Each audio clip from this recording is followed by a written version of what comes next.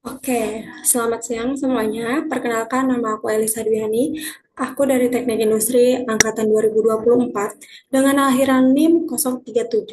Aku dari kelompok satu Statistika. Di sini aku mau ngebuat tutorial bagaimana caranya menyelesaikan suatu permasalahan dengan menggunakan distribusi probabilitas discrete.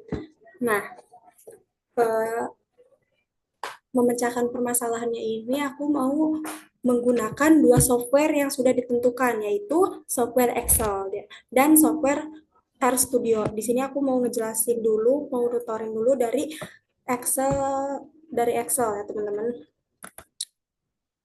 Nah, di sini udah ada soalnya sama aku udah buat kolomnya.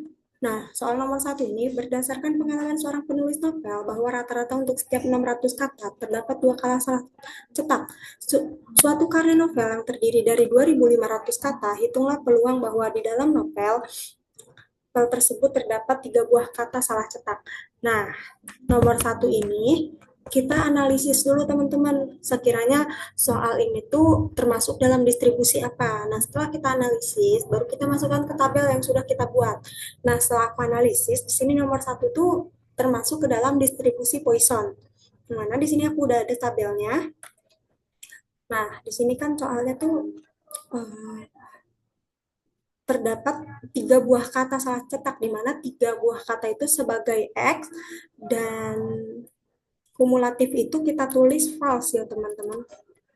Minnya itu di sini kan ada 2.500 untuk suatu karya novel yang terdiri. Nah, untuk setiap 600 kata terdapat dua kata salah cetak, di mana sama dengan 2.500 rumus untuk min dibagi 600 dikalikan 2. Nah, untuk hasilnya teman-teman, di mana distribusi Poisson itu menggunakan rumus untuk hasil itu kita ketik sama dengan lalu cari Poisson. Nah, di sini udah ada paling atas Poisson disk, lalu kita ketik.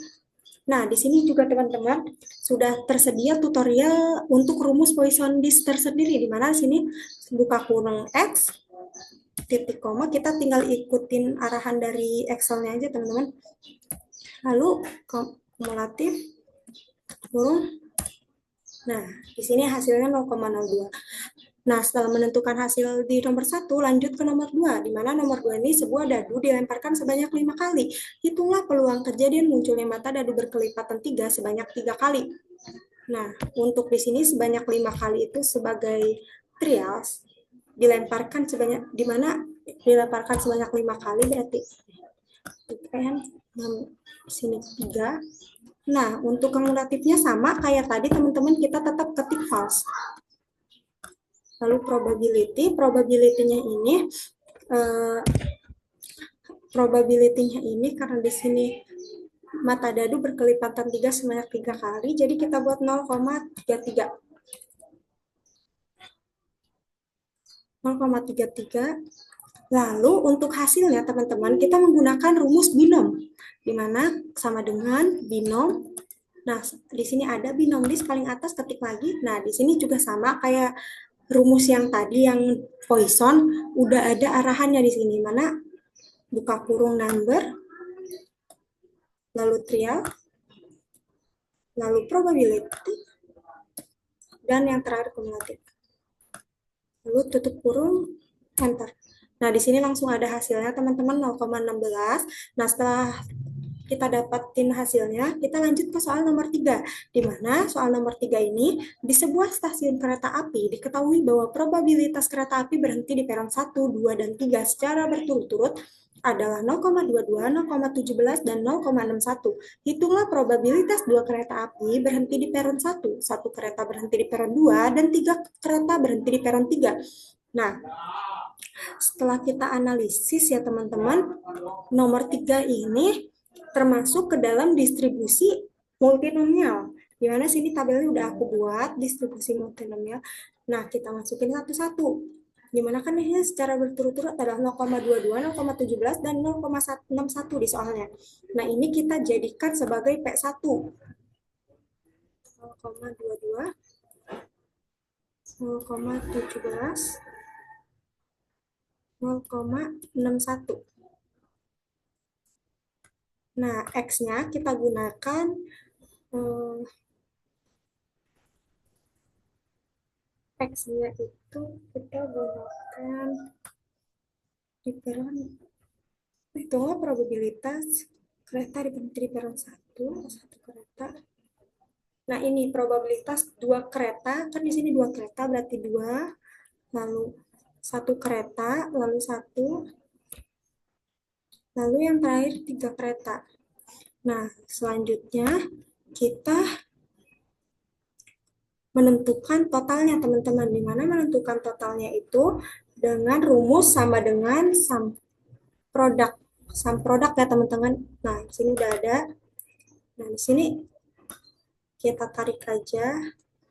Lalu begitupun dengan yang X. Sama aja ya teman-teman. Nah, sini langsung ada hasilnya. Yang X juga sama aja teman-teman pakai rumus sum produk. Lanjut ke distribusi Multono yang bagian tabel bawah ya teman-teman. Di mana tabel bawah itu untuk menentukan ini n ini yaitu menggunakan rumus sama dengan multinomial. Nah, sini udah ada multinomial, lalu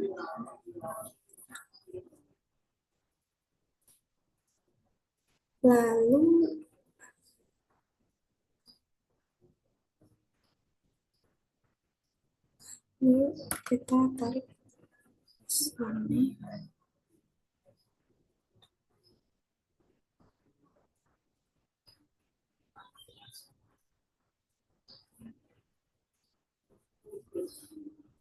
Situ titik koma, tarik yang bawah. Nah, tutup kurung. Bentar. Nah, di sini udah ada hasilnya 60. Lalu lanjut ke P1 pangkat X1, yaitu dengan cara sama dengan P1 dulu ini ya. Ini lalu pangkatkan X1. Ini X1, enter. Nah, ini hasilnya langsung aja. Karena P1, P2, P3 sama, rumusnya kita tarik aja ya teman-teman ke samping. Nah, ini hasilnya. Nah, eh, yang terakhir di sini masih ada kolam yang kosong. Kita menentukan rata-ratanya. Karena rumusnya menggunakan sama dengan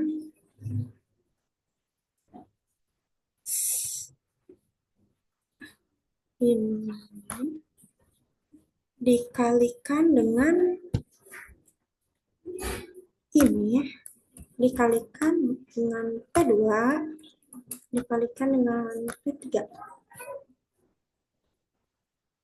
Enter aja. Nah, ini hasilnya 0,11. Untuk distribusi multinomial kita udah tahu hasilnya. Nah, lanjut ke soal terakhir, di mana di sini ada peluang mahasiswa memiliki IPK di atas 3,5 adalah 0,24. Seorang dosen melakukan pengamatan kepada mahasiswa yang masuk ke gerbang utama kampus. Tentukan peluang bahwa mahasiswa ketujuh yang melintasi gerbang kampus adalah mahasiswa ketiga yang memiliki IPK di atas 3,5. Nah, di nomor 4 ini setelah kita analisis, ini adalah termasuk ke dalam soal distribusi binomial negatif, teman-teman. Di mana untuk X-nya di sini kan tentukan peluang bahwa mahasiswa ketujuh. Nah, itu X-nya 7. Untuk numbernya itu 3, sesuai keterangan kita ikutin di sini kan kampus adalah mahasiswa ketiga. Untuk number F-nya itu 4. Sebentar, lanjut ke kumulatif dulu. False. Lanjut ke probability-nya itu di sini ada ya teman-teman, loh. Adalah 0,24, tulis 0,24. Nah, untuk sini kita ubah dulu. Jangan custom ya teman-teman ininya. Tapi number. Untuk number F-nya itu sama dengan X dikurangi 4. Untuk hasilnya Kalau binomial negatif itu menggunakan rumus neg binom, teman-teman. Nah, sini neg binom. Sini udah ada raannya, number F dulu, titik koma number S, titik koma probability, titik koma kumulatif. Kenapa X-nya tidak digunakan, tidak seperti rumus lain? Karena di sini X itu fungsinya hanya untuk mencari number F ya teman-teman, enggak untuk hasilnya. Nah, di sini udah ada hasilnya 0,07. Nah, untuk hasil yang menggunakan software Excel sudah ditemukan semua teman-teman. Jadi kita lanjut ke software selanjutnya, yaitu software RStudio. Oke teman-teman, di sini kita lanjut ke software RStudio, di mana aku udah buat codingannya. Di sini ada menginstal package dan mengaktifkan package, yaitu seperti biasa rumus install package, kita library juga. Kita blok aja, lalu running.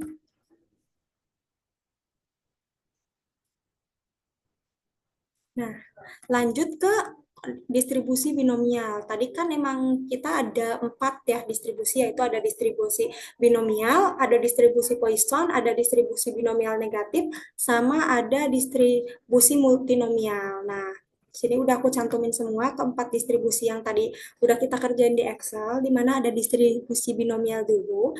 Di sini 0,37 itu untuk NIM aku, dan di sini 5 tuh dihasilkan dari total semua percobaan ya.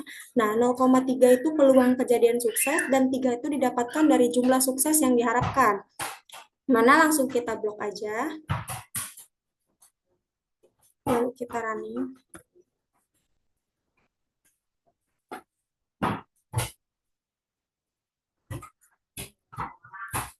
Nah, selanjutnya setelah itu sudah terdapat hasilnya 0,16 untuk distribusi binomial. Lanjut ke distribusi Poisson, di mana di sini 8,33-nya dari rata-rata sambungan telepon, 3-nya dari jumlah sambungan yang ingin dicari peluang, lalu kita langsung aja. Nah, di sini udah dapat hasilnya, yaitu 0,02 sekian. Lanjut ke distribusi selanjutnya, itu distribusi binomial negatif. Kita blok aja. Sebentar. Di sini 3 dari target jumlah sukses, 7 dari total semua percobaan, 0,24 dari peluang kejadian sukses. Lanjut kita running aja. Nah, di sini dapat hasilnya 0,69. Kalau dibulatkan menjadi 0,07. Lanjut ke distribusi terakhir, yaitu distribusi multinomial, di mana di sini 2, 1, dan 3 itu dari jumlah keberhasilan di setiap kategori. Kalau tadi di Excel tuh ini sebagai X ya teman-teman, dan 6 tuh jumlah total percobaan, 0,22, 0,17, 0,16 dari probabilitas keberhasilan untuk setiap kategori. Kalau tadi probabilitas keberhasilan ini kalau di Excel tuh sebagai P ya teman-teman. Nah, setelah itu lanjut seperti yang sebelumnya, kita running aja.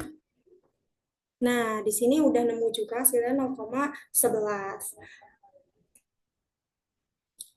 Nah, cukup tutorial dari aku, karena di Excel dan RStudio kita udah nemuin hasilnya, dan hasilnya pun sama ya teman-teman. Jadi, kali ini tutorial dari aku berhasil. Cukup sekian aja sampai sini. Kurang dan lebihnya mohon maaf. Makasih udah nonton sampai akhir. Dadah semuanya. Semoga bermanfaat.